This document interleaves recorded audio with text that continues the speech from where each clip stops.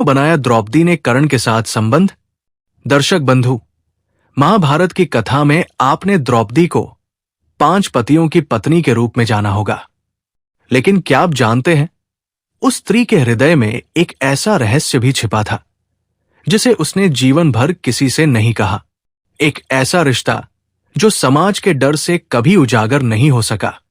वो रिश्ता था उस कर्ण के साथ जिस कर्ण को उसने स्वयंवर में अपमानित किया। उसी कर्ण की छवि उसके दिल से कभी मिट ना सकी।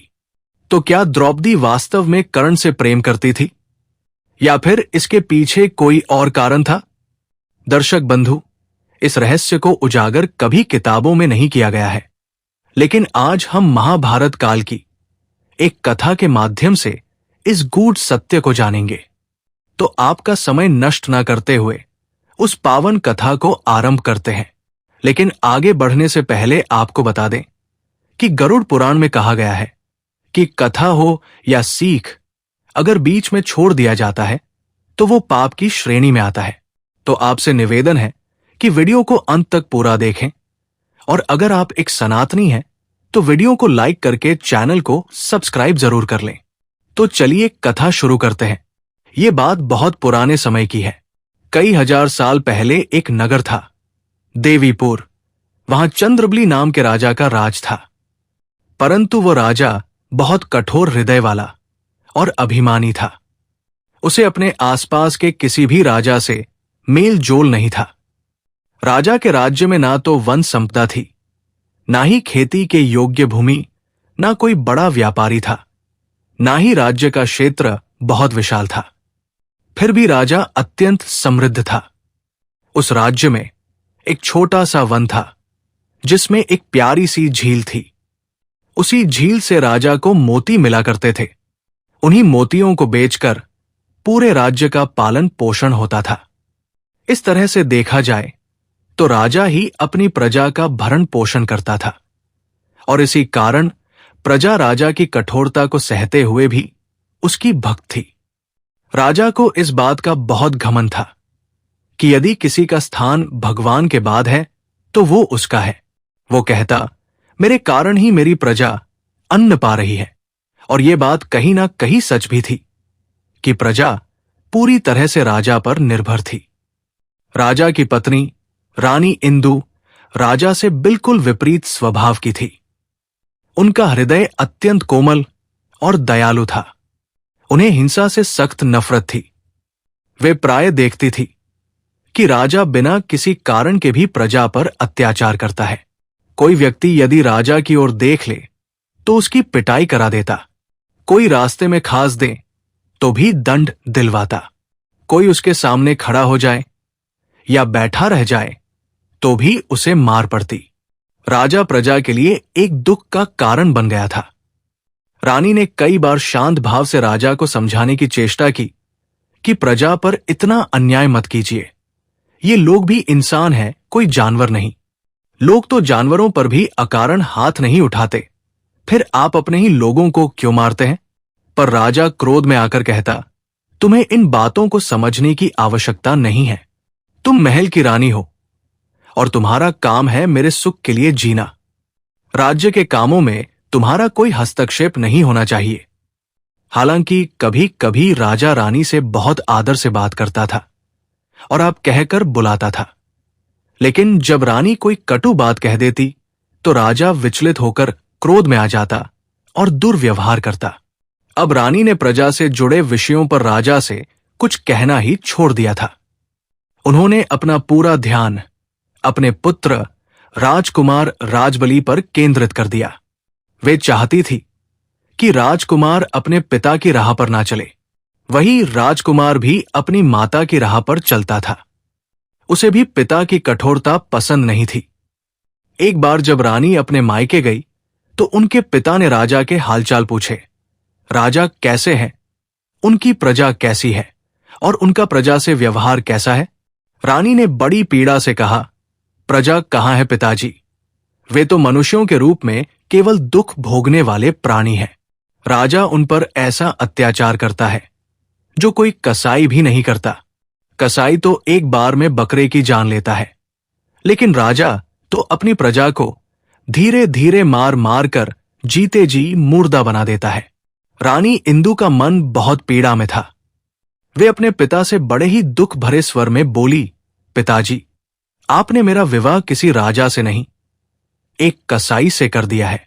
मुझे इस बात का बहुत दुख है। आपके राज्य में आप प्रजा की बात सुनते हैं, उनकी सहायता करते हैं, और मेरे पति के राज्य में कोई प्रजा अपनी तकलीफ राजा को कह भी नहीं सकती। रानी की बात सुनकर उनके पिता ने बड़े धैर्य और प्रेम से कहा, बेटी, मैं एक दिन तुम्हारे राज्य आऊंगा और राजा को समझाने की कोशिश करूंगा, लेकिन पहले मैं भेष बदलकर तुम्हारे राज्य में घूमूंगा और अपनी आंखों से प्रजा की स्थिति देखूंगा, उनसे बात करूंगा। यह भी तो हो सकता है कि तुम महल में रहती हो, इसलिए जो बाहर घट रहा है उसका ठीक ज्ञान ना हो तुम्हें। इसलिए मैं पहले सत्य जानना चाहता हूं, फिर राजा से बात करूंगा, ताकि उसे समझा सकूं कि वो प्रजा के साथ अन्याय ना करे। उन्होंने आगे कहा, यह बात बहुत आवश्यक है कि कोई भी राजा ये समझे कि प्रजा के दिन सदा एक जैसे नहीं रहते। जब प्रजा पर संकट आता है तो राजा ही उसका सहारा बनता है, और जब राजा पर कोई मुसीबत आती है तो वही प्रजा उसकी रक्षा के लिए जान की बाजी लगा देती है। यदि कोई राजा प्रजा का ध्यान ना रखे, उनके कष्ट में साथ ना दे, तो वही प्रजा सबसे पहले राजा से मुंह मोड़ लेती है, और तब सबसे बड़ा साम्राज्य भी मिट जाता है। मैं जल्द ही राजा चंद्रबली को इस बात से आग्रह करूंगा कि वो प्रजा के साथ दुराचार व्यवहार ना करें। रानी इंदु अपने मायके से वापस अपने राजमहल लौट आई। उधर राजा चारों ओर, जो कि रानी के पिता थे, अपने दामाद को समझाने के लिए देवीपुर राज्य के लिए निकल पड़े। उन्होंने साधारण व्यापारी का वेश धारण कर लिया था और चुपचाप देवीपुर राज्य में प्रवेश कर गए। वहां पहुंचकर वे कई लोगों से मिले। उन्होंने विनम्रता से पूछा, भाई, मैं एक व्यापारी हूं, इस राज्य में व्यापार करना चाहता हूं। जरा बताइए, इस राज्य का राजा कैसा है? उसका व्यवहार प्रजा और व्यापारियों के साथ कैसा रहता है? एक व्यक्ति ने धीरे से उत्तर दिया, भैया, यहां से जल्दी भाग लो। ये जगह व्यापार के योग्य नहीं है। यहां कुछ भी ठीक नहीं चलता। हर बात राजा के मन से होती है। राजा के विरुद्ध कुछ बोल नहीं सकते, उसकी ओर देख भी नहीं सकते, उसके सामने ना तो खड़े हो सकते हैं, ना बैठ सकते हैं, और ना सहायता मांग सकते हैं। वो बहुत निर्दयी और कठोर है। राजा ने चारों ओर सभी लोगों से यही प्रश्न किया। सभी ने एक जैसी बातें कही। उधर राजा चंद्रबली के गुप्तचर भी साधारण किसान का भेष धारण कर प्रजा के बीच घूम रहे थे। उन्होंने देखा कि एक व्यक्ति बार बार राजा के विषय में प्रश्न कर रहा है, वो भी अलग अलग लोगों से। गुप्तचर को संदेह हुआ कि ये पड़ोसी राज्य का कोई जासूस है, जो व्यापारी बनकर प्रजा को भड़काने आया है। गुप्तचर में तुरंत राजा को सूचना दी, महाराज, एक जासूस हमारे राज्य में घुस आया है, जो प्रजा को भड़काने का प्रयास कर रहा है। ये सुनते ही राजा चंद्रबली क्रोधित हो उठा। उसने सैनिकों को आदेश दिया, उस जासूस को पकड़ो, फिर उसको खूब मारो और प्रजा के सामने फांसी पर लटका दो, ताकि सारी प्रजा देखें कि जो कोई भी हमारे राज्य की व्यवस्था बिगाड़ने आएगा, उसे कैसा दंड मिलेगा। राजा का आदेश मिलते ही सैनिक उग्र हो गए। वे बिना सोच विचार के उस स्थान पर पहुंच गए जहां राजा चारों ओर व्यापारी के रूप में लोगों से मिल रहे थे। सैनिकों ने जब व्यापारी के वेश में राजा को पकड़ लिया तो बिना कुछ जाने समझे उसे पीटने लगे। उस पीड़ा में भी राजा ने उन्हें चेताया, खबरदार, मुझ पर हाथ मत उठाना। मैं राजा चंदौर हूं, देवीपुर के राजा चंद्रबली का ससुर। लेकिन सैनिक हंसते हुए बोले, अच्छा मार खाते ही व्यापारी से राजा बन गए, हमें मूर्ख बना रहे हो। राजा का ससुर होता तो सीधे दरबार आता। तू कोई राजा नहीं दिख रहा है। फिर उन्होंने और भी बेरमी से उसे मारा। राजा चंदौर बार बार विनती करता रहा, मुझे छोड़ दो, कम से कम राजा के सामने तो ले चलो, वे मुझे पहचान जाएंगे। लेकिन सैनिकों का हृदय कठोर था। उन्होंने कहा, हम किसी बाहरी राज्य के जासूस को अपना दरबार नहीं दिखाते, उसे प्रजा के सामने ही फांसी पर चढ़ा देते हैं। राजा चंदौर चीखता रहा, करुणा की पुकार करता रहा, पर किसी ने ना सुनी। अंततः उसे फांसी पर चढ़ा दिया गया। संयोग से उसी मार्ग से राजा चंद्रबली के मुख्यमंत्री आ रहे थे। उन्होंने जब देखा कि फांसी पर लटके हुए व्यक्ति कोई और नहीं बल्कि स्वयं राजा चंदौर हैं, तो उनके चरणों तले जमीन खिसक गई। वे तुरंत सैनिकों के पास पहुंचे और गुस्से में बोले, अरे मूर्खों, ये तो राजा चंदौर है, महाराज के ससुर। तुमने बिना समझे बूझे इन्हें फांसी पर चढ़ा दिया। सैनिक डरते हुए बोले, हमने तो केवल राजा के आदेश का पालन किया है। उन्होंने ही कहा था कि उस जासूस को फांसी पर लटका दो। मंत्री ने सिर पकड़ लिया और बोले, राजा ने जासूस को दंड देने को कहा था, पर क्या तुमने पहचाना भी नहीं कि वह जासूस था या कोई और? अब तुम दोनों की खैर नहीं। राजा को जब यह बात पता चलेगी तो तुम्हें भी फांसी दी जाएगी। अच्छा होगा कि तुम राज्य छोड़कर कहीं दूर भाग जाओ, वरना अंत बहुत बुरा होगा। डर के मारे दोनों सैनिक राज्य की सीमा पार कर भाग गए। मंत्री तुरंत महल पहुंचे और राजा चंद्रबली से बोले, महाराज, आपकी बिना सोचे समझे दी गई आज्ञा ने बड़ा अनर्थ कर दिया है। जिनको आप जासूस समझ रहे थे वे कोई और नहीं, आपके ससुर राजा चंदौर थे। उन्हें आपके आदेश पर सैनिकों ने फांसी पर लटका दिया है और अब वे इस संसार में नहीं है। ये सुनते ही राजा जैसे भीतर से हिल गया। उसका चेहरा पीला पड़ गया। वो बुदबुदाया, मैंने तो सिर्फ जासूस को दंड देने को कहा था। मंत्री ने फिर कहा, महाराज क्षमा कीजिए, परंतु मुझे एक कठोर बात कहनी है। आपकी न्याय प्रणाली सबसे अधिक दुखदायी है। आप कभी किसी बात की सच्चाई जानने का प्रयास ही नहीं करते। न्याय का अर्थ होता है सही और गलत में अंतर करना, दोषी और निर्दोष को पहचानना, पर आपने हमेशा निर्दोषों को ही दंड दिया है। आप इस राज्य को एक अंधकारमय नगरी बना चुके हैं। मंत्री की आंखों में आंसू थे, पर उसके शब्दों में शक्ति थी। वो बोला, आज आपने अपने ही ससुर को मार दिया, कल आप मुझे मार देंगे, परसों रानी को, और एक दिन तो अपने ही पुत्र राजकुमार राजबली को भी किसी भ्रम में फांसी चढ़ा देंगे। आपको तो अब निर्दोषों को मारना ही आसान लगने लगा है। आज पहली बार ऐसा हुआ कि राजा कुछ नहीं बोला। वही एकदम शांत था। उसके पास कोई उत्तर नहीं था, वरना आज से पहले कोई उसकी बात काटने की हिम्मत नहीं करता था। पर मंत्री को अब डर नहीं रहा था। वो राजा को सच्चाई का आईना दिखा चुका था। तभी रानी की एक दासी दौड़ती हुई महल में आई। उसने कांपती आवाज में कहा, महाराज, जल्दी चलिए। महारानी, उन्होंने अपने पिता को फांसी पर लटका हुआ देख लिया है और मूर्छित हो गई है। उनकी हालत बहुत गंभीर है। ये सुनते ही रानी इंदु मूर्छित होकर गिर पड़ी, लेकिन तब तक उनके प्राण इस संसार से विदा हो चुके थे। वहीं पास में एक रसोइया और एक सैनिक आपस में धीरे धीरे बातें कर रहे थे। एक बोला, इस निर्दयी राजा ने हमारी देवी जैसी रानी को भी मार डाला। अब ये राजा कहलाने के लायक नहीं है, इसे देखना तक पाप लगता है। दूसरा बोला, ये किसी का भला नहीं कर सकता, इस राज्य में रहना अब व्यर्थ है।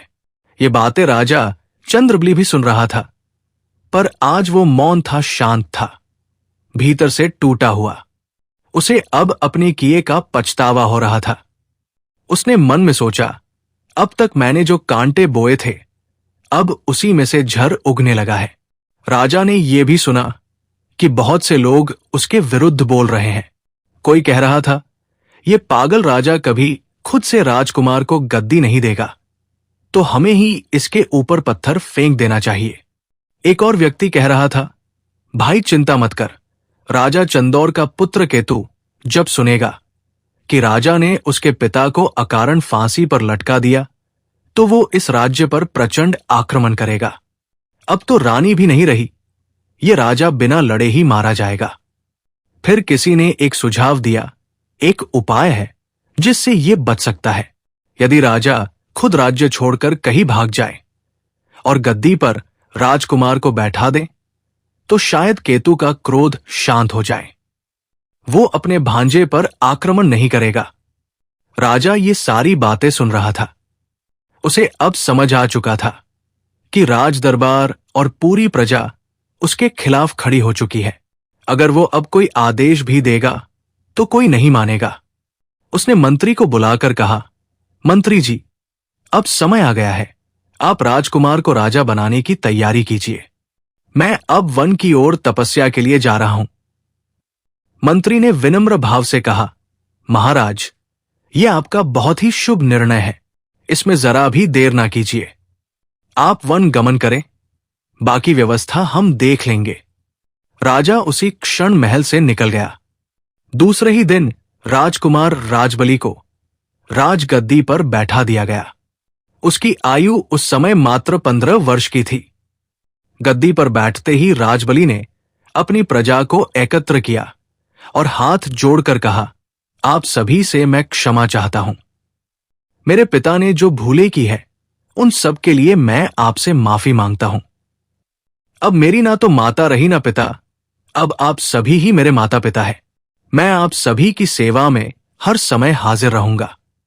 अब आप निसंकोच महल आ जा सकते हैं। कोई भी समस्या हो तो मुझसे कहिए, मैं आपकी सहायता अवश्य करूंगा। नया राजा पाकर प्रजा में जैसे नया जीवन आ गया। वे बहुत खुश हुए। उन्हें लगा जैसे बुरे सपने से मुक्ति मिल गई हो। उधर तीसरे दिन एक गुप्तचर भागते हुए महल में आया और बोला, महाराज, राजा केतु इस राज्य पर आक्रमण करने के लिए सीमा तक पहुंच चुके हैं। राजा बलि ने शांत स्वर में कहा, उन्हें कोई ना रोके, उन्हें हमारे दरबार तक आने दिया जाए और एक दूत उन्हें जाकर कह दे कि राजा बलि स्वेच्छा से राज्य सौंपने को तैयार है। राजा केतु के पास जब यह संदेश पहुंचा तो वो बोले, मुझे राज्य नहीं चाहिए, मुझे तो उस चंद्रबली को दंड देना है जिसने मेरे पिता और बहन को बिना कारण मार डाला।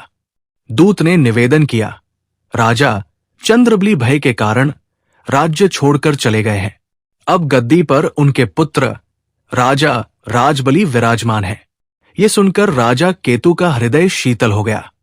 उन्होंने कहा, मैं तो अपने भांजे को राजा बनाने के लिए ही आ रहा था। अब जब वो स्वयं राजा बन चुका है तो हम उस पर क्यों आक्रमण करें? वो योग्य है और हम उस पर गर्व करते हैं।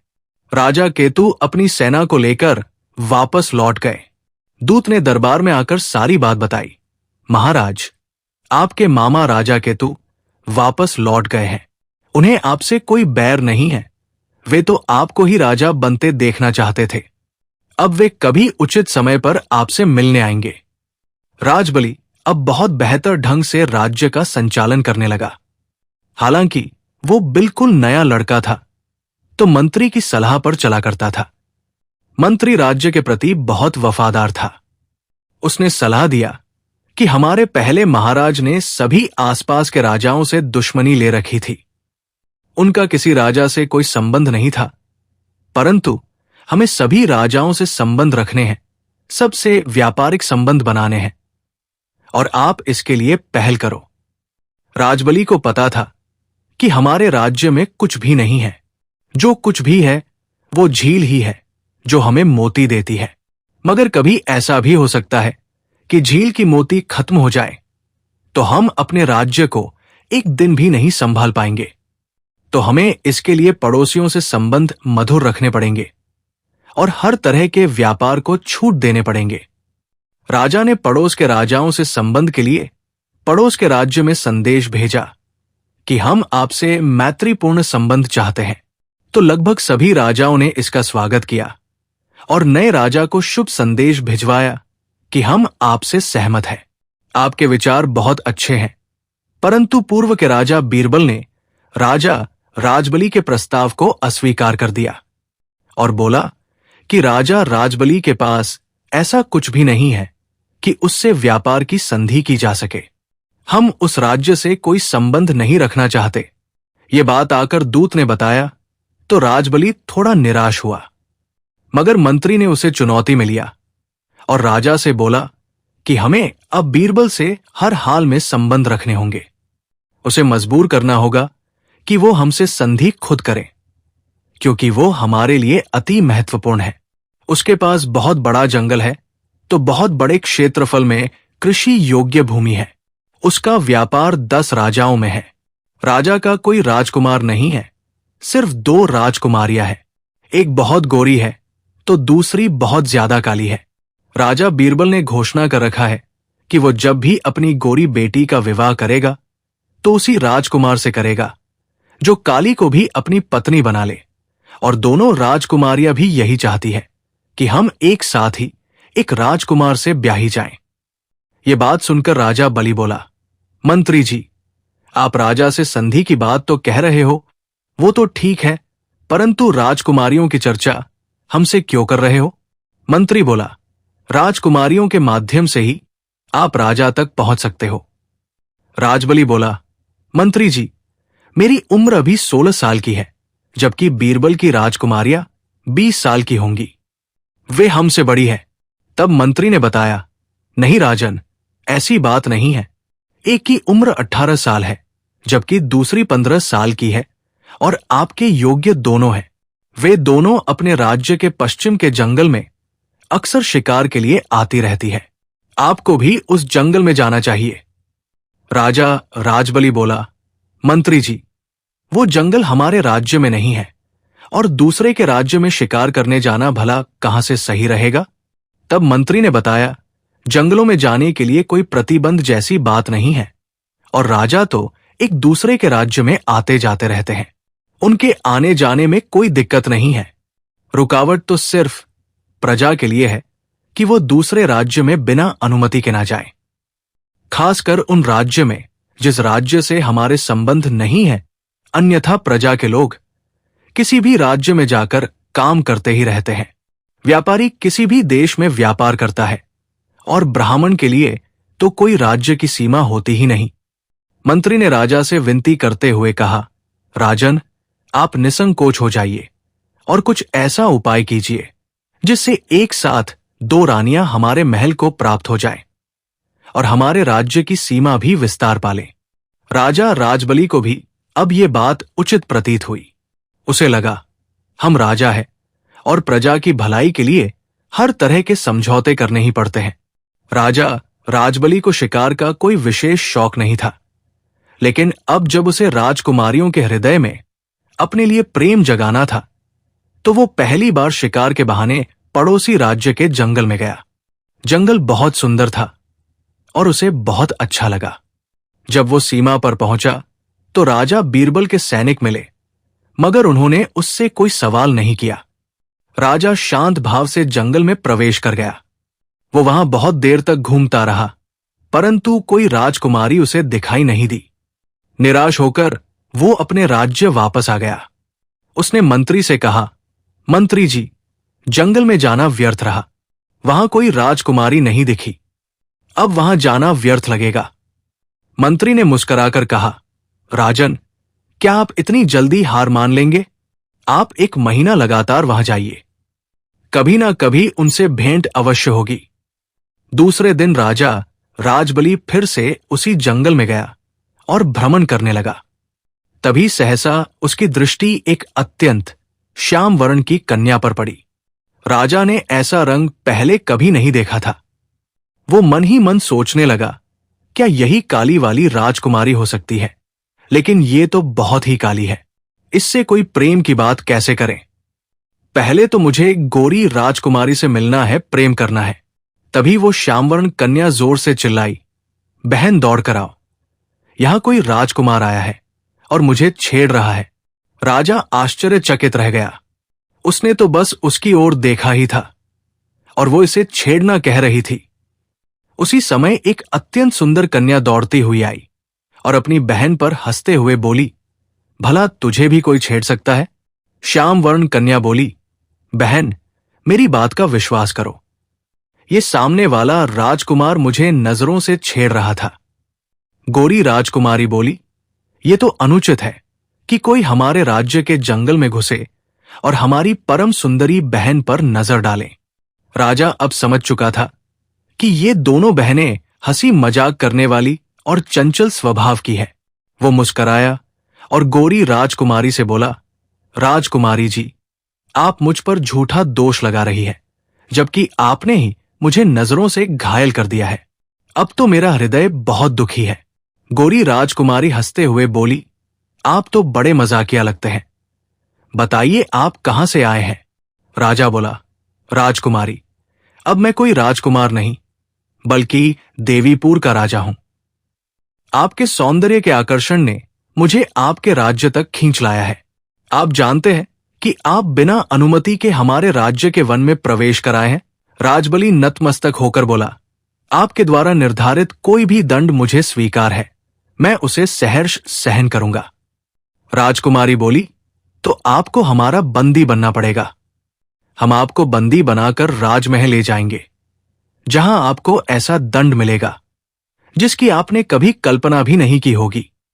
राजा राजबली मुस्कुराते हुए बोला, मुझे सजा का भय नहीं है। अगर मुझे फांसी भी देनी हो तो आप अपने हाथों से दे दीजिए। आपके हाथों से फांसी चढ़ जाना भी मेरे लिए सौभाग्य की बात होगी। राजकुमारी बोली, जब आप इतनी कठोर सजा के लिए भी तैयार हैं, तो हमारे साथ राजमहल चलिए, हम आपको बंदी बनाकर ले चलेंगे। राजा बोला, मैं तैयार हूं। यदि आप चाहें तो यहीं से मेरा हाथ बांध कर ले चल सकती है। गोरी राजकुमारी मुस्कुराकर बोली, नहीं, हम इतने कठोर नहीं हैं कि आपको बांधकर दरबार तक ले जाएं। तभी काली वाली राजकुमारी बोली, बहन, तू ज्यादा ममता मत दिखा, यहीं से इसका एक हाथ बांध ले, दूसरा मैं पकड़ कर रखती हूं। ऐसे राजाओं का क्या भरोसा, कहीं भाग ना जाए। गोरी राजकुमारी हंसते हुए बोली, नहीं बहन, अब यह राजा कहीं नहीं भाग सकता। इसके पास की खास चीज मैंने चुरा ली है, और जिसकी वह चीज चोरी हो जाए वो फिर बंधन से बाहर नहीं जा सकता। राजा राजबली दोनों राजकुमारियों के साथ बात करता हुआ राजा बीरबल के महल में पहुंचा। काली राजकुमारी ने उसका हाथ पकड़कर अपने पिता के पास ले जाकर कहा, पिताजी, इस राजा ने मुझे छेड़ा है, कृपया इसे सजा दीजिए। राजा राजबली आश्चर्य में पड़ गया। उसे लगा कि ये कन्या मजाक को भी अपने पिता के सामने गंभीर बना रही है। वो बोला, महाराज, मैं राजा राजबली हूं, मैंने आपकी राजकुमारी को नहीं छेड़ा है, ये गलत कह रही है। राजा बीरबल गंभीर स्वर में बोली, भला कोई राजकुमारी भी झूठ बोल सकती है? हमारे राज्य का नियम है, स्त्री को छेड़ने वाले को फांसी दी जाती है, और यहां स्त्री ही फांसी चढ़वाती है। अब यह राजकुमारी ही तुम्हें फांसी चढ़वाएगी।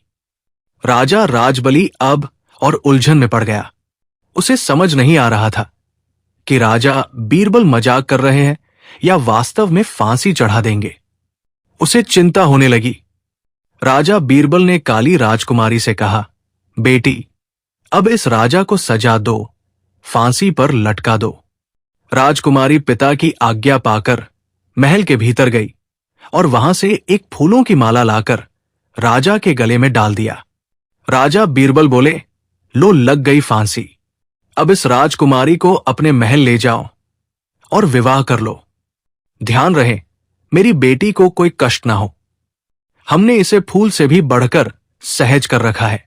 तुम अपने महल जाओ, हम पीछे से ढोल भेज देंगे। राजा राजबली ने मन में कहा, मैंने तो ऐसा अनोखा राजा देखा ही नहीं। काली कन्या को मेरे गले में बांध दिया और गोरी को अपने पास रख लिया। अब क्या करूं? मंत्री का विचार तो व्यर्थ चला गया। ना राज्य मिला, ना संधि हुआ, ऊपर से ये समस्या गले पड़ गई। निराश होकर वो महल लौट आया और मंत्री से बोला, हमारा चाल उल्टा पड़ गया।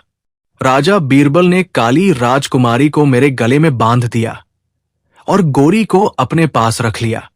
अब थोड़ी ही देर में उस रानी का ढोला हमारे महल आ जाएगा। मंत्री बोला, राजन, निराश मत होइए। राजा बीरबल अपने वचन का पक्का है। उसने जब कहा है कि दोनों राजकुमारियों का विवाह एक ही जगह होगा, तो अवश्य होगा। मेरा मन कहता है वो दोनों को भेजेगा। राजबली बोला, मंत्री जी, जब एक रानी ने मुझे माला पहनाई तो दूसरी को क्यों राजा भेजेगा? मंत्री मुस्कुराकर बोला, थोड़ा धैर्य रखिए, अभी कुछ ही देर में सब स्पष्ट हो जाएगा। घंटे भर बाद रानी का ढोला महल पहुंच गया, लेकिन ढोला तो एक ही था। राजा को पूर्ण विश्वास हो गया कि रानी वही काली वाली है। मंत्री का चेहरा भी उतरा हुआ था। मैंने राजा को मुसीबत में डाल दिया। उधर जब राजा की खास दासी ढोला खोलने गई तो उसमें से 2 रानियां निकली। राजा और मंत्री दोनों की आंखों में चमक आ गई। वे बोले, हम घाटे में नहीं रहे। राजा बीरबल ने दोनों राजकुमारियां भेज दी। राजा ने बड़े ही भक्तिपूर्ण और सम्मानजनक ढंग से दोनों राजकुमारियों के साथ विवाह संपन्न किया। राजमहल में विवाह बहुत धूमधाम से हुई और विवाह के उपरांत राजा प्रेम पूर्वक दोनों रानियों के साथ रहने लगे। राजा बीरबल पहले ही अपनी वसीयत में दोनों राजकुमारियों को अपना आधा आधा राज्य दे चुके थे। चूंकि अब दोनों का विवाह एक ही राजा से हो गया था, इसलिए दोनों का राज्य भी एक हो गया। समय धीरे धीरे आगे बढ़ा और एक दिन ऐसा आया जब दोनों रानियां गर्भवती हो गई। समय के अनुसार दोनों रानियों ने एक एक सुंदर कन्या को जन्म दिया, परंतु विधाता की लीला कुछ और ही थी। जो रानी गोरी थी उसकी पुत्री अत्यंत श्याम वर्ण की हुई, और जो रानी श्याम वर्ण की थी उसने अत्यंत सुंदर और गोरी कन्या को जन्म दिया। राजा ये विचित्र दृश्य देखकर आश्चर्यचकित और चिंतित हो गया। ये क्या हो गया प्रभु? ये उलट कैसे हो गया? राजा को काले रंग से कुछ विशेष प्रेम नहीं था। फिर भी बीरबल के राज्य और राज्य संधि के कारण उन्होंने काली रानी से विवाह किया था, और वही काली रानी ने उन्हें फूल जैसी सुंदर राजकुमारी दी। वही जिस गोरी रानी पर उन्हें बड़ा गर्व था, उसी से उन्हें एक श्याम वर्ण की कन्या प्राप्त हुई। राजा अब उस काली राजकुमारी को लेकर काफी परेशान रहने लगे। मैंने तो राज्य पाने की लालसा में विवाह किया था, पर अब अपनी पुत्री का विवाह कैसे होगा? जब वो बड़ी होगी तो उसे विवाह करना पड़ेगा। मेरे जैसे सोच रखने वाले कई लोग होंगे, फिर कौन उसे अपनाएगा? राजा इसी चिंता में कई दिन तक व्याकुल रहे। एक दिन मंत्री ने पूछ लिया, महाराज, आप बहुत चिंतित दिखते हैं, क्या कोई विशेष कारण है? राजा ने अपने मन की बात कह दी, मैं अपनी पुत्री के विवाह को लेकर चिंतित हूं। मंत्री बोले, महाराज, ये क्या बात हुई? अभी तो राजकुमारियां आपकी गोद में ही खेल रही है, तो विवाह की चिंता कैसी? राजा बोले, मंत्री जी, आप मेरी पीड़ा नहीं समझते। मैं श्याम वर्ण की राजकुमारी को लेकर दुखी हूं। मैंने जिस काली राजकुमारी से विवाह किया वही हमारे लिए शुभ सिद्ध हुई, पर जिस रानी के सौंदर्य पर मुझे गर्व था उसने मुझे निराश किया। और आप तो जानते ही हैं, मैं श्याम रंग को पसंद नहीं करता। हमारे महल में कोई भी दास दासी भी श्याम वर्ण का नहीं है। मंत्री ने श्रद्धा और ज्ञान के स्वर में उत्तर दिया, राजन, आप व्यर्थ की चिंता कर रहे हैं। जो विधि ने लिखा है वही होगा। आपकी दोनों रानियां योग्य हैं और दोनों पुत्रियां भी देवी स्वरूपा है। आप अपनी सोच को प्रभु के चरणों में अर्पित करें और अपने कर्तव्य और अपने प्रजा जनों की सेवा में ध्यान लगाएं। मंत्री ने समझाया, परंतु राजा की चिंता कम न हुई। एक दिन उन्होंने गोरी रानी से कहा, महारानी, कृपया अपनी पुत्री को मेरी नजरों से दूर रखें। जिस दिन उसे देख लेता हूं उस दिन हमारा दिन व्यर्थ हो जाता है। रानी ने बड़ी विनम्रता से कहा, राजन, आप अपनी ही पुत्री को अपशकुन मानते हैं। भला कोई अपनी संतान को देखकर अशुभ मानता है, और आपको तो रूप रंग पर ध्यान ही नहीं देना चाहिए। मैं तो बहुत गोरी हूं, फिर भी मेरी पुत्री श्याम वर्ण की है। वहीं मेरी श्याम वर्ण बहन की बेटी बिल्कुल मेरी जैसी लगती है। ये सब विधि का विधान है, इसमें हमारा क्या दोष? समय धीरे धीरे बीतता गया और राजकुमारियां अब 12 वर्ष की हो चुकी थी। राजा जहां भी जाते अपनी गोरी पुत्री को साथ ले जाते। नगर भ्रमण हो या वन भ्रमण, वही साथ रहती। परंतु श्याम वर्ण राजकुमारी कभी राज दरबार में भी नहीं आ पाती। वो अपने कक्ष में जैसे एक बंधन में थी। गोरी रानी को इस बात का बड़ा दुख था कि राजा उनकी पुत्री से स्नेह नहीं रखते। एक दिन राजा अपनी गोरी रानी से कह रहे थे, हमारी ये गोरी राजकुमारी तो किसी योग्य राजा के घर ब्याही जाएगी, परंतु श्याम वर्ण राजकुमारी का विवाह तो किसी साधारण घर में ही करना पड़ेगा। ये सुनकर गोरी रानी क्रोधित हो उठी। वे बोली, राजा जी, आपने मेरे पिता के राज्य को पाने के लिए मेरी श्याम वर्ण बहन से विवाह किया था। आप जानते हैं, मेरे पिता ने कभी रंग भेद नहीं किया, इसलिए उन्होंने हम दोनों बहनों को अपने राज्य का आधा आधा हिस्सा वसीयत में दे दिया था। अब जब वो राज्य हमें मिलने वाला है, तो मैं अपना हिस्सा अपनी पुत्री को दे दूंगी, जिससे वो जिस किसी से भी विवाह करे वो राजा बन जाएगा, चाहे वो कोई साधारण पुरुष ही क्यों ना हो। राजा बोले, रानी, ऐसा हरगिज नहीं हो सकता। जैसे ही हमारा विवाह हुआ, वसीयत का अधिकार तुम्हारे साथ मुझे प्राप्त हो गया, और मैं अपना साम्राज्य एक श्याम वर्ण कन्या के लिए नहीं दे सकता। मैंने तुमसे और कोई संतान इसलिए नहीं चाही कि कहीं फिर किसी और श्याम वर्ण की पुत्री का सामना ना करना पड़े। मुझे तो वही काली रानी प्रिय है जिसने मुझे एक गोरे राजकुमारी को जन्म दिया, और मैं उस राजकुमारी के साथ बेईमानी नहीं कर सकता। गोरी रानी शांत पर दृढ़ स्वर में बोली, और मैं अपनी बेटी के साथ कोई अन्याय नहीं सह सकती। उसका विवाह किसी योग्य राजा से ही करूंगी, और वहां आपकी मनमानी नहीं चलेगी। राजा ने कहा, रानी, आप कृपया विवाद ना बढ़ाएं। मैं राजकुमार के साथ अन्याय नहीं कर सकता। ये सारा विवाद काली राजकुमारी सुन रही थी। मन में सोचने लगी, मेरे कारण ही ये सारा झगड़ा हो रहा है। मां मुझे लेकर दुखी रहती है, और पिता तो मुझसे प्रेम ही नहीं करते। दोनों ही मेरे कारण व्याकुल है। अब मेरा इस संसार में रहना ठीक नहीं है। मुझे इस जीवन का त्याग कर देना चाहिए। अर्धरात्रि में वो राजकुमारी महल के एक गुप्त द्वार से चुपचाप बाहर निकल गई। चलते चलते वो उस झील के पास पहुंची जहां से मोती निकला करते थे। वो झील में कूद गई आत्म त्याग करने के लिए, परंतु विधाता की इच्छा कुछ और ही थी। जब वो झील के भीतर पहुंची तो उसे वहां एक अद्भुत लोक मिला। वहां स्वर्ग जैसी सुंदर परियां थी, छोटी छोटी राजकुमारियां थी, लेकिन वहां कोई पुरुष नहीं था।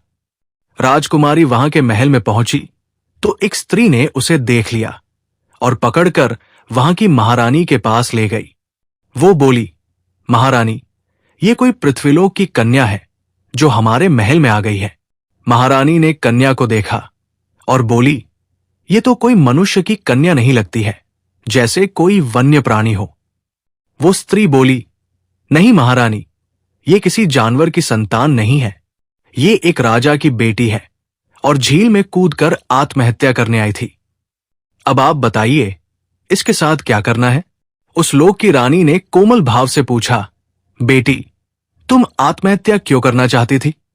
काली राजकुमारी ने आर्द्र स्वर में कहा, महारानी, जब आप ही मुझे पहचान नहीं सकी तो इस धरती पर कोई और कैसे पहचानेगा? जैसे आपने मुझे जानवर समझा, वैसे ही सबने मुझे तुच्छ समझा। मेरे पिता मुझसे स्नेह नहीं करते। मेरी मां और पिता के बीच मुझे लेकर विवाद होता रहता है। मैं एक राजा की कन्या हूं। मेरी माता अत्यंत गोरी है, मेरे पिता भी गोरे हैं, पर मैं श्याम वर्ण की कैसे हो गई? उस लोक की रानी ने बहुत ध्यान से उसे देखा। फिर उन्होंने अपने दिव्य कबूतर को बुलाया और कहा, इस कन्या का भविष्य बताओ, और ये भी बताओ कि ये श्याम वर्ण की क्यों है? जादुई कबूतर बोला, महारानी, ये कन्या शापित है। इसकी माता राजा बीरबल की पुत्री है। जब वो राजकुमारी थी और अपने पिता के घर रहा करती थी, तब एक दिन अपनी श्याम वर्ण बहन के साथ बाग में टहल रही थी। उसी समय बाग में एक तपस्वी महात्मा ठहरे हुए थे। श्याम वर्ण बहन ने बड़े प्रेम से महात्मा को मीठे फल दिए, लेकिन इसकी मां ने सड़े हुए काले बदबूदार फल महात्मा को दे दिए। उस महात्मा ने श्याम वर्ण राजकुमारी को वरदान दिया, बेटी, तेरा मन बहुत सुंदर है, इसलिए तुझे आगे चलकर अत्यंत सुंदर पुत्र और पुत्री की प्राप्ति होगी। तू एक बहुत ही शक्तिशाली पुत्र की मां बनेगी। वही महात्मा गोरी राजकुमारी के व्यवहार से नाराज हो गए और उसे श्राप दे दिया, तू आगे चलकर तार के फल जैसे रंग की कन्या को जन्म देगी और उसे देख देखकर तुझे दुख और जलन होगी। राजकुमारी ने महात्मा को विनोद में वह फल दिया था। बाग में फलों की कोई कमी नहीं थी, पर उसने जानबूझकर सड़ा फल महात्मा को दे दिया। जब उसे समझ आया तो वो बोली, महात्मा जी, मैं आपकी बेटी समान हूं, मुझे नादान समझकर कृपा कीजिए और श्राप से मुक्त कर दीजिए। तब महात्मा बोले, बेटी, ये श्राप तो पूरा होकर रहेगा, परंतु मैं इसमें थोड़ी ढील देता हूं। यदि वह राजकुमारी चाह ले तो इस श्राप से मुक्त हो सकती है। जब वो देवीपुर की झील में उतरेगी तो वो दूसरे लोक में चली जाएगी और वही उसे मुक्ति प्राप्त होगी। इतना कहकर कबूतर मौन हो गया। तब उस लोक की रानी ने पूछा, कबूतर, अब ये बताओ कि ये कन्या श्राप से मुक्त कैसे होगी? कबूतर बोला, महारानी, श्राप से मुक्ति का उपाय आपको ही करना होगा। ये कन्या आपके आंगन की 6 माह तक सफाई करेगी और फिर आपके आंगन में एक सुनहरा पेड़ उगेगा।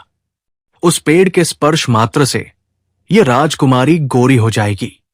अतः आप इस कन्या को 6 माह तक अपने महल में एक सेविका के रूप में रखिए। रानी बोली, यदि इस कन्या को श्राप से मुक्ति मिलेगी तो मैं अवश्य ये कार्य करूंगी। रानी ने राजकुमारी को अपने महल की सफाई के लिए रख लिया और पहली सेविका को अन्य काम में लगा दिया। रानी के आंगन में प्रतिदिन रात को मोतियों की वर्षा होती थी। पहली सेविका वो मोती इकट्ठा करके कचरे में डालकर झील में फेंक आती थी।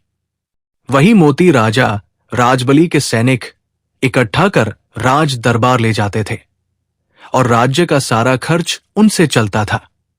परंतु जब पहली बार राजकुमारी ने महल की सफाई की तो उसने मोतियों को महल के एक कोने में रख दिया।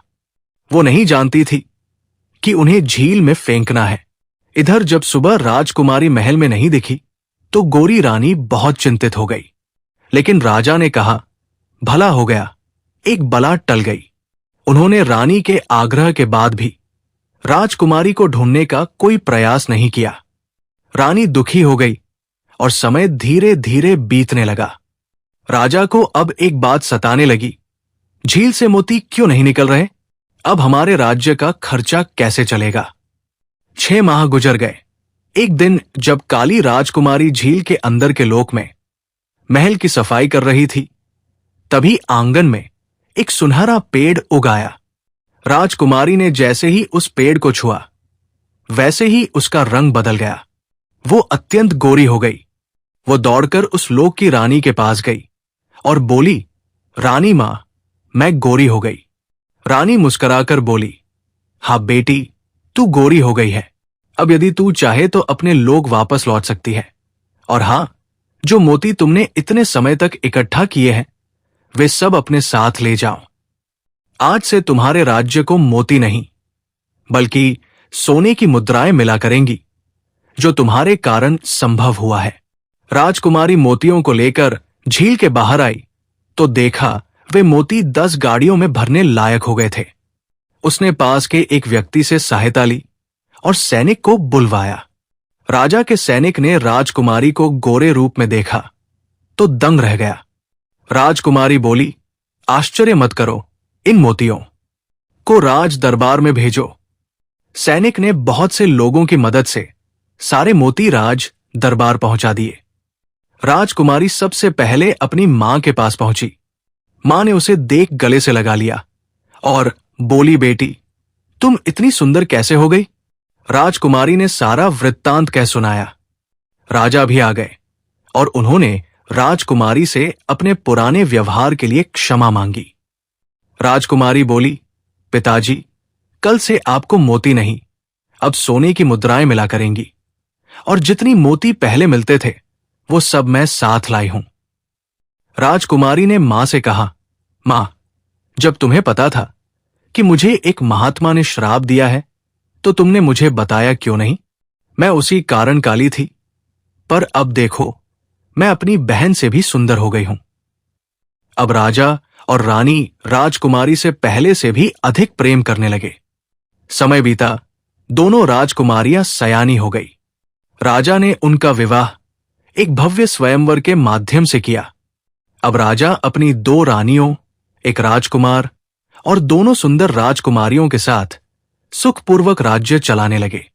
तो दर्शक बंधु, कथा अभी यही खत्म नहीं होती। अभी हम ये भी जानेंगे महाभारत काल के उस रहस्य को जो आज तक भी एक छुपा हुआ रहस्य है। आज हम उसी गूढ़ विषय के बारे में जानेंगे कि आखिर द्रौपदी ने क्यों बनाया था कर्ण के साथ संबंध। दर्शक बंधु, चारों ओर युद्ध की गूंज थी। कुरुक्षेत्र की भूमि खून से लाल हो चुकी थी।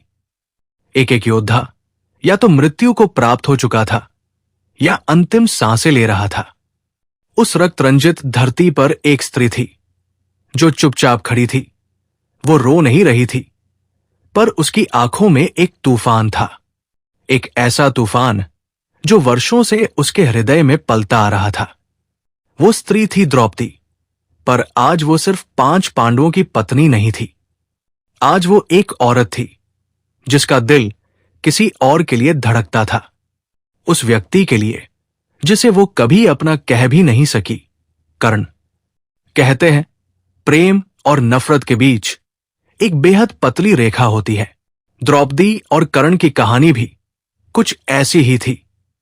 एक ऐसा रिश्ता जो कभी शुरू नहीं हुआ लेकिन कभी खत्म ही नहीं हुआ। उनका मिलन कभी सामाजिक रूप से स्वीकृत नहीं हो सका, लेकिन आत्मिक रूप से वे एक दूसरे से कहीं अधिक जुड़े हुए थे जितना दुनिया समझ सकी।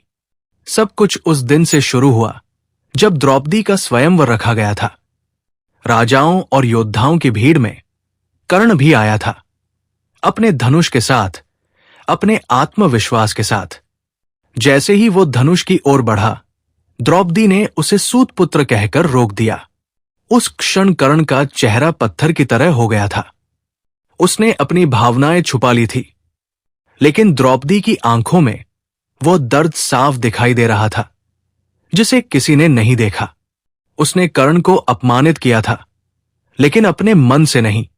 वो क्षण द्रौपदी के जीवन का सबसे भारी क्षण था। उसके मन ने कर्ण को स्वीकार कर लिया था, लेकिन उसकी जुबान समाज के डर से चुप थी। वो जानती थी कि कर्ण उसका जीवन साथी बन सकता है, उसे समझ सकता है, लेकिन एक सूतपुत्र से विवाह करने का साहस ना उसके पिता ने दिया, ना उस समाज ने जो हर रिश्ते को कुल और जाति की दीवारों में तौलता है। द्रौपदी ने पांडवों से विवाह किया। 5 पतियों के बीच वो बांटी गई। एक रानी थी, लेकिन रानी होते हुए भी वो कभी एक स्त्री की तरह प्यार नहीं कर सकी, ना ही प्यार पा सकी। उसके मन का कोना अब भी खाली था, एक ऐसा कोना जो सिर्फ कर्ण के नाम था। वक्त बीतता गया, पांडवों और कौरवों के बीच संघर्ष बढ़ता गया, और हर युद्ध की रणनीति में, हर बैठक में जब कर्ण सामने आता, द्रौपदी की रूह कांप जाती। वो उसे अपमानित करने वाला नहीं देखती थी, वो उसमें अपना अधूरा प्रेम देखती थी। एक ऐसा प्रेम जो नफरत के मुखौटे में छिपा था। जब दुशासन ने उसे सभा में घसीटा, जब द्रौपदी ने अपनी लाज के लिए सभी से गुहार की, उस समय कर्ण ने भी उस पर कटाक्ष किया था। लेकिन क्या वो कटाक्ष सिर्फ एक योद्धा का था या किसी टूटे हुए दिल की चुभती हुई प्रतिक्रिया थी?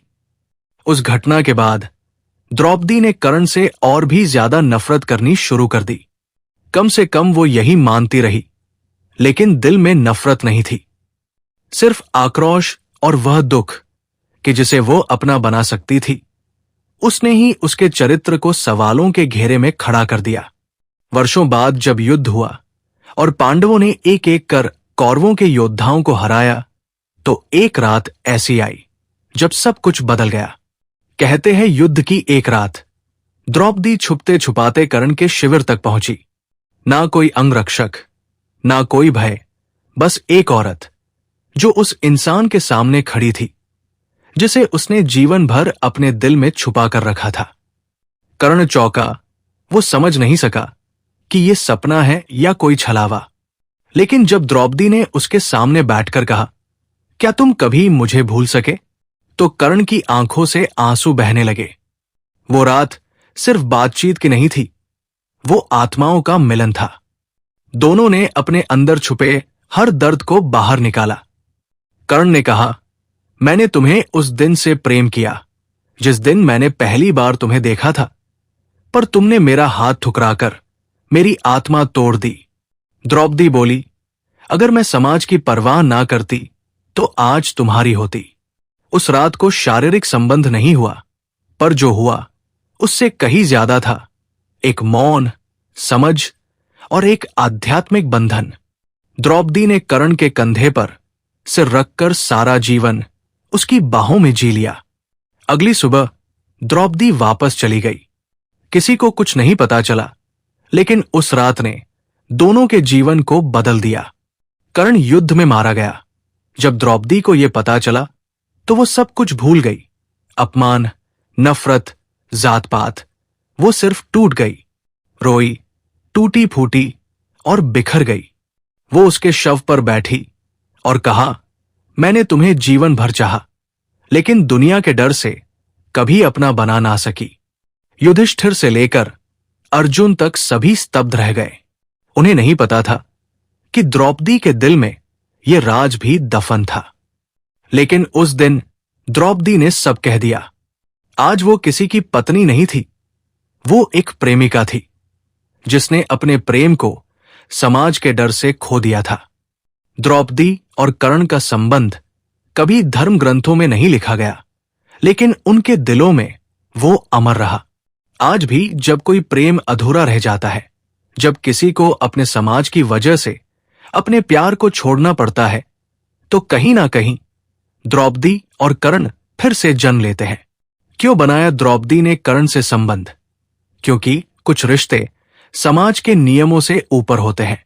वो रिश्ता शरीर का नहीं, आत्मा का होता है, और आत्मा का मिलन वो तो युगों तक अमर रहता है। तो यही थी एक अनकही अनसुनी लेकिन दिल को छू लेने वाली कहानी द्रौपदी और कर्ण के उस अदृश्य प्रेम की, जो ना समाज समझ सका, ना ही इतिहास ने लिखा। क्यों? क्योंकि कभी कभी कुछ रिश्ते वक्त की सीमाओं से परे होते हैं। तो अगर आपको ये कहानी दिल से छू गई हो, तो इस तरह की और भी गहरी, पौराणिक और भावनात्मक कहानियों के लिए हमारा साथ दें। हमारा ये बहुत छोटा सा चैनल, इसलिए हमें सपोर्ट जरूर करें, सब्सक्राइब करें।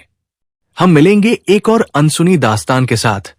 तब तक के लिए बोलिए जय श्री कृष्ण, जय राधा रानी, जय श्री राधे कृष्ण।